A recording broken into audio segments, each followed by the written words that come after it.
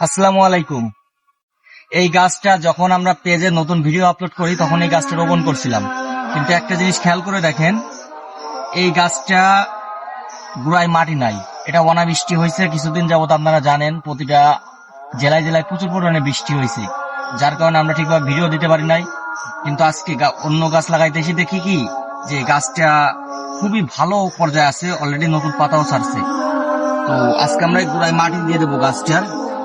তো সবাই দোয়া করবেন, গাছটা ইনশাল্লাহ বেঁচে গেছে, ইনশাল্লাহ ভালো কিছু হবে এখান থেকে, সেটা আশা করা যায়।